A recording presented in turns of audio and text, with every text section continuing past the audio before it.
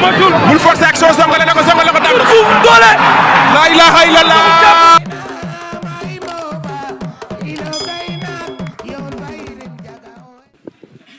ayca jërë ngeen jëf mbokk internet yi nga xam ne ñoo ñuy suivre fii ci biir plateforme yi maa ngi leen di kontaane di leen safoo di leen damoo di leen tiitaroo mais du balu àq ñëpp di baal ñëpp àq di naan alhamdulilahi rabbil alamin mais maa ngi nuyu ñi nga xamante ni ñoo tëdd ci lalu hôpitaux yi di ñaan yàlla mi nga xamante ni suñu borom moo am li nga xam ne mooy wër mu may leen wér ñu dellu seen sago maa ngi koy ñaanal suñu wëy dawlu yi di ñaan yàlla mu yeesal yërmandeem ci ñoom mais noonu laa koy ñaanal ñi nga xam ne ñoom la caabi féete gannaaw bépp frère bépp sœur boo xamante ni mi ngi fa rek yàlla na suñu borom may la liberté ba dootoo ci dellu maa ngi nuyu ñëpp tey nag ñu toog fi nga xamante ni mooy yëmbal nee naa la fekk fi xale bi nga xamante ni yéen a ngi koy gis muy ku doy waar ci li nga xam ne mooy TikTok bi di ko viral ci li nga xamante ni mooy TikTok ak fi nga xamante ni mooy YouTube kenn dootu ko présenté muy Kanté bu Diop 2 nee naa leen Kanté bu Diop 2 foo gis Diop 2 mi ngi fa waaye fu turu Diop 2 nekk boo xoolee ca wet ga gis nga fa Kanté ndax lu ci bëri communication lu ci bëri ci ni muy defee lu ci bëri ci ni muy waxee léppam Diop 2 la ñu waxtaanee ñi nga xamante ni mooy état de retour Diop 2 ak ni nga xamante ni moom la ñuy waajee li nga xam ne mooy seen diggante ak Mor Kang Kang muy le 22 décembre parce que ñoom ñooy borom décembre acca maa ngi lay nuyu bu baax di la ziar. waaw maa ngi lay fay di la ziar bu baax a baax di nuyu ñi nekk fii nii yëpp ku nekk sa tur ak sa sant di leen ziar bu baax a baax di nuyu waa Yëmbal Malika Kër Massar Jaxaay ñàkk rob di nuyu ñëpp kullu xam nga bu ñu limee dañuy ñun di nuyu ñëpp waaw di leen wax Kanté mu leen nuyu bu baax a baax di leen jaajëfal tamit bu baax a baax a baax. Kanté dañuy ñëw automatiquement ci li nga xam ne mooy retour Diop 2 le phénomène de la lutte fii ci biir Yëmbal ñu gis ni mu ñëwee ñu ne est-ce que nekkul sax amoon na ay bopp yoo xam ne est-ce que amoon na ay tànk tellement que dañ foogoon ay jinne da leen topp mbooloo mi. mais loolu moom wax dëgg yàlla li ma ciy wax mooy sant yàlla bu baax a baax parce que man Kanté bu Diop 2 loolu amoo si benn yoon xel ñaar quoi. parce que amaana am na ñu bañoon maanaam retour bi am na ñu bañoon ne Diop 2 dafa war a làqatu wala Diop 2 dafa war a nëbbatu mais man dama seexar sama tànk tubay am ci liggéey bu baax a baax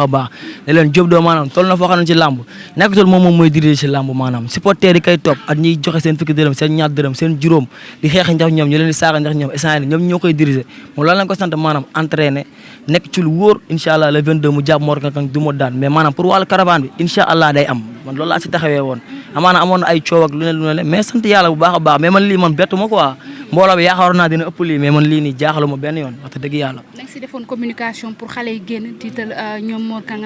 Kang yooyu wala lan moo taxoon wala xale yi fi nga xamante ni fi lañ daan ko toppee noonu lañ ko kiiyee. mais lamb la rek wax dëgg yàlla lamb moom wax dëgg yàlla lépp lu ma xalaat maanaam mën naa la ko wax pour déstabiliser la wala moo xam ne mën naa la ko wax pour yàq sa lamb incha allah man Kanté dama koy def aw ma ci benn xel ñaar quoi lu ma jàpp ne maanaam mën naa koo def pour am ci ndam rek man dama koy def quoi parce que man noonu laay doxee noonu laay waxee parce que doomu Yëmbal laa te doomu Yëmbal doo ragal comme ni ko gars yi di waxee bu dee Yëmbal nga dëkk da ngaa ragal dañ lay génne dëkk bi de parce que Serigne Touba Mbacké Yëmbal ragal dëkk fi waaw ñu Yëmbal la ñu dem billaahi wallaahi wa taala doomu Yëmbal du ragal moo indi woon slogan bi nga xamante ni mooy bee passé ñu jékki-jékki rek gis Kanté Yëmbal yaa mbaa sang affaire yooyu noonu tey ñu ñëwaat Kanté gis ko ak ñaqam ak sonnaay mu indiwaat beneen bu bees bi waaw mais loolu sant yàlla rek bii bu bees bi tamit loolu yëpp benn la rek parce que bii dañ naan taas mbataar génn deemal taas mbataas génn nga naan dagg sa makk ak capp sa gullu seex Diop 2 dagg sa makk ak capp sa gullu seex Diop 2 naan sa fodi taal sa 22 juin nga naan yaa ko fa capp deemal yaa ko fa suude yow bu la neexee da ngay zembere dañuy zembere di dem le 22 incha allah ñun ñooy daan ñooy bëre ñooy xeex ñooy daan incha allah. inspiration bi. toujours Diop 2 bu ñëwee rek day indiwaat leneen lu bees amoon na fi saccage muy dem aussi yooyu noonu nan la leen di dikkee. non loolu moom wax dëgg yàlla dikkee wuñ dara parce que ñun làmb ji taxaw rek man rek sama gars yi ñooy toog ku si ma ne Ndayane bu Diop 2 ay Pawso bu Diop 2 xam nga ay ñoom daam ak yeneen gars yi ñooy toog ba si ak ne gaan làmb ji de gaan est-ce que duñ génne lii Kanté ne non gaan nañ génne lii daam ne lii lañ génne lii dañuy xool à la fin leen loo xam ne maanaam ñun ñëpp dinañu neex quoi ñu génne ko quoi mais nekk loo xam ne dañuy toog di ko xalaat wala li ñuy toogee ni noonu lañ koy créé parce que làmb jëlee saccage bi moo génn saccage fépp waaw parce que dañ ne Diop 2 lu mu fekk si yoon da koy saccage mooy yàq mën a yàqate waaw mën nga demee quoi làmb ji nag instant yi lañ indi te incha allah le 22 incha allah yàlla ñun lay àndal yàlla baax na. mais ñu ñëw ci li nga xamante ni mooy Mor Kang Kang ñu gis Mor Kang Kang jóge voyage indi état boo xam ne bu doy waar état boo xam ne macha allah ñu gis Diop 2 ñëw ñu ne état bi mu indi dalul xel Diop 2 est-ce que liggéey na ñeen yi sax di classe Kanté sa mbër mi est-ce que mi ngi doon lekk et tout nan nga gisee ñaata état de forme. non waxtu dëgg yàlla nag Olof Ndiaye dani wax sa mbaax morom wàññiwul sa mbaax dara parce que Mor Kang Kang ku nga xam ne champion la jàmbaar la bañkat la bërekat la waxtu dëgg yàlla moo tax ñuy bëreek moom ku des ñaata 13 combats def 12 victoires def benn défaite kooku mënoo koo waxal leneen lu dul jàmbaaram mais Diop 2 dafa am leneen li muy wax chaque jour dane tubaab dane fort dafa am plus fort am te Diop 2 mooy plus fort jeune lutteur plus fort de toutes les générations barki alxuraanu karim borom 11 combats 11 victoires te incha allah le 22 décembre 12 combats 10 victoires yàlla baax na mais pour maanaam ñi nga xam ne maanaam ñooy wax loolu noonu maanaam nit ku nekk nag sa analyse nga yor war sa xel ngay analyser man su ma neexee ma ne lii kii su ko neexee mu ne lii parce que liberté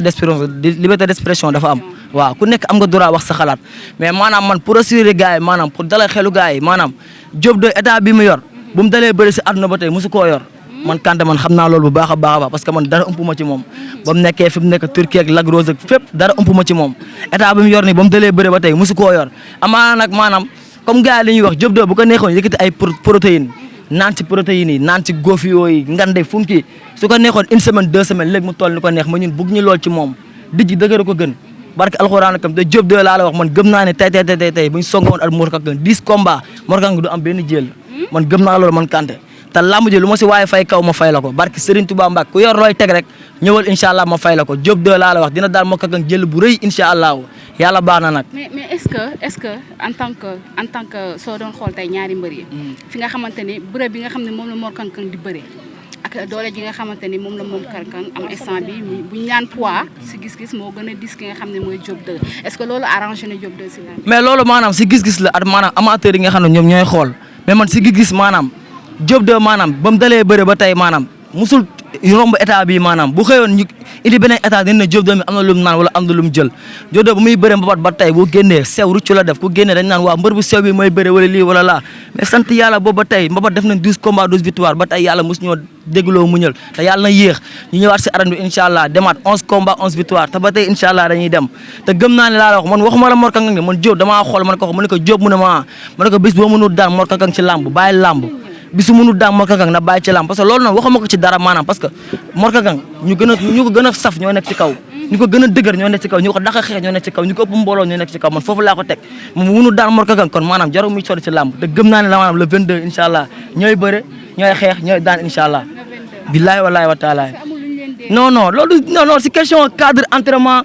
fonk nekk ci li nga nekk fonk ci li nga nekk maanaam respecté sa entraînement respecté lépp mais bu dee ay kàll gàllat loolu deuxième la nit ku am gàllat te entraîné woo tam da ngay nax sa bopp lamb entraînement la ba woo koŋ ba pare avant tout balaa ngaa def dara da ngay entraîné ba woo koŋ gis na da ngay sabablu yàlla may la waaw mooy la mais bu entraîné wul ñoo naan am naa sëriñ bu nekk fi amul dañ lay duma ba nga bëgg a dee ñu daan la lamb amul loolu lamb entraîné ba woo koŋ la avant tout loolu mooy première chose bi. mais est-ce que gisoo ni mbër mënoon na yokk tuuti masse bi doon na ko arrangé ci li nga xamante ne mooy diggante non amaana ñun maanaam ñun waxtu dëgg yàlla instant ni ñun mbër ni mu mel ne ñun sant si yàlla bu baax la ñuy def parce que doy nañu man du ma la ko yokkal du ma la ko wàññil parce que man gis dal na sama xel parce que gis naa li muy liggéey dara ëmp ma si su doon koo xam ne maanaam xamoo li muy liggéey sa ngeen waaye man gis naa xam naa te man gis naa ay muscles yoo xam ne yeewu na si Diop 2 yoo xam ne maanaam ku ko xamul maanaam mënoo koo gis man Kanté man gis naa loolu bu baax a baax a baax barke Serigne Touba Mbacké te yàlla na ko yàlla defal jàmm suturaal ko ba le 22 incha allah mu duma Mor Kang daan ko jël bu rëy loolu la ñuy ñaan incha allah. Kanté toujours dañ ñaan est-ce que gis ngeen Kanté li mu wax ki nga xam te ni mooy adversaire bu Diop 2 tey waxoo ko de dañ laa yéene.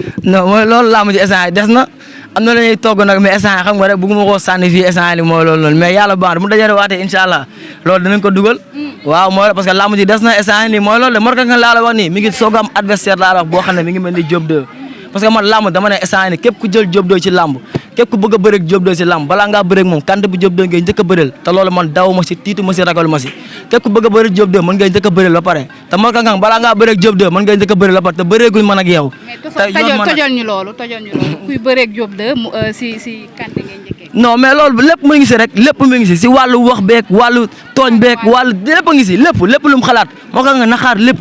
bu xaaree gauche mën na ñëw droite bu xaaree droite mën na ñëw gauche lamb la rek dañuy lamb rek waaw ñu lamb lu ñu may rek dañ koy def incha allah. mais tey na nga def nànk tey saaga yi wàññi ko nga yërëm tuuti. bawal yi. non garaawul bawal yi instant li man xam nga rek du ma leen wax dara lu ñaaw parce que man samay mbokk lañ am naa ay mbokk yoo xam ne ay bawal lañ man lépp lu ma am lu may wax si Mor Kang laa koy adressé si turam tout droit amul leen lu may wax bawal parce que ñun am na suñu yaay ñoo xam ne ay bawal am na suñu papa yoo xam ne ay bawal lañ ñun bawal yi mënuñoo génn si ñoom. waaw mënu ñoo gën a ñun ñëpp ñoo far quoi mais lamb la rek bu jeexee jeex na quoi mais ñun dañuy lamb quoi waaw dañuy lamb. lan ngay wax doomu yëmbal yi. waaw maa ngi wax doomu yëmbal yi ñu waaj bu baax a baax di leen wax ne bés bi instant nii dañ jàpp ne mooy suñu premier combat di leen woo bu baax a baax si lamb ji xam nga di si jiital waa yëmbal benn Brak Malika Kër Massar Jaxaay waa 11B waa Pikine Thiaray waa ñàkk rob xam nga waa Tivaouane Peulh fépp supporter Diop 2 nekk rek ñu ngi lay woo si lamb ji bu baax a baax nga ñëw teel a ñëw société set bu rafet waaw ñu ànd si non violence laa lay wax ni sama gars yi ñu ànd def nuñ daan def añ ba suur naan ci ndox yi ànd ak suñu mbër gunge ko ba stade incha allah daan jël bëre comme ni ko daan defee incha allah loolu la ñuy ñaan. non gars yi ñoom xam na seen xel dal na gars yi da ngeen a tiir wala yéen gars yi seen xel dal na gars yi seen xel dal na barke Serigne Touba Mbacké billaay wallaay waaw gars yi di dugalaale benn message di leen wax ni Boy Jaxaaw dafa open press incha allah vendredi xam nga di si woo tamit ñëpp xam nga képp koo xam ne supporter yi Diop Dóor nga wala nga supporter Bouba wala supporter général Malika wala Kirikou gars yi ñoo leen jàppale Boy Jaxaaw bu baax a baax parce que ñun yëmbal rek moo ñu sonal quoi ñun direct yëmbal mooy daw suñu yaram ñun xool ñu leneen quoi waaw ñu ngi woo ñëpp nag fu waay nekk rek ñu lay woo vendredi bu baax a baax lamb ji nag le 6 la ñu ngi si woo tamit doomu yëmbal yëpp di si woo doomu Malika yëpp di si woo doomu benn bara yëpp di si woo képp koo xam ne yaa ngi supporter Boy Jaxaaw rek ñu ngi lay woo si bés bu baax a baax waaw ñu xam ne suñuy frère moo aye suñu mag suñu rak suñu lépp incha allah di si woo tamit autorité yëmbal yëpp di si woo autorité Malika yëpp di si woo autorité Jaxaay yëpp xam nga fépp fu waay nekk rek bëgg Boy Jaxaaw rek ñu lay woo si lamb ji bu baax a baax parce que ñi ay xale lañ ñu ñoo leen war a jàppale barke Serigne Touba Mbacké amaana xale ñoo jël seen juróom seen fukki dërëm di ko def si ñoom mais autorité bu leen jàppale woon rek gëm naa ne yomb nañ fi bu yàgg quoi barke Serigne Touba Mbacké mais yàlla baax na nag waaw lépp dina baax incha allah yàlla baax na. ayca jàmm si ñëpp ñu ngi kontaane ñëpp di wax Kanté la woon bu Diop de direction arène nationale ayca jàmm si yéen